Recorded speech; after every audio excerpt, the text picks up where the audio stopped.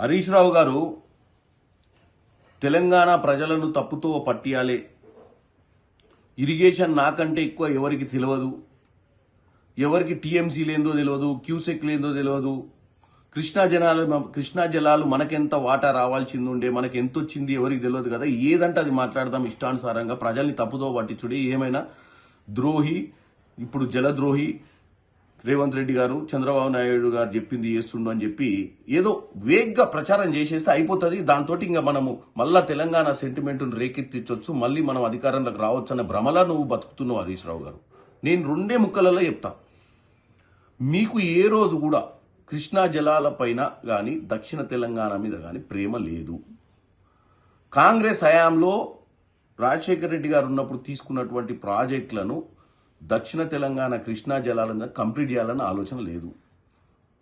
తెలంగాణ వచ్చిన తర్వాత 812 టీఎంసీలు ఉన్నటువంటి కృష్ణా జలాల మీద కేవలం 299 టీఎంసీలే తెలంగాణ కేటాయిస్తే మరి ఎందుకు మీరు పోరాటం చేయలేదు? ఇంటర్నేషనల్ లాస్ ప్రకారము కృష్ణా పరివాహక ప్రాంతం మనలో 69% పారుకుంటూ 31%, 34% ఆంధ్రాలో ఉంటే ఆ పర్సంటేజ్ ప్రకారమే 812 టీఎంసీలల్లో మన వాటా రావాలి కదా. మరి ఆ 10 ఏళ్లలో గాడిద పనులు దొమ్మిర్రా మీరు?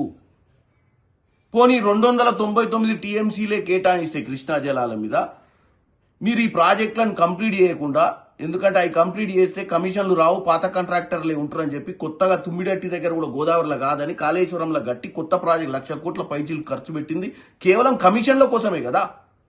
ఇప్పుడు వచ్చి మాకు కృష్ణా జలాల మీద ఇప్పుడున్న ప్రభుత్వానికి చిత్తశుద్ధి లేదు, గోదావరి మీద కనుక్కున్న బనకచెర్ల గురించి మాట్లాడుతూ ఒకరోజు పాలమూరు రంగారెడ్డి గురించి మాట్లాడి ప్రజల్ని కన్ఫ్యూజ్ చేస్తున్నావు హరీష్ రావు గారు. నేను చెప్తున్నా వినండి, మీరు 299 టీఎంసీలకు ఎందుకు ఒప్పుకుర్రు, ఎందుకు దాని మీద పోరాటం చేయలేదు? మీ 10 ఏళ్ల హయాంలో మనకే 500 చిల్లర రావాల్సింది, వాళ్ళు ఇప్పుడు 513 వాళ్ళు తీసుకొని 299 మనకిచ్చిర్రు.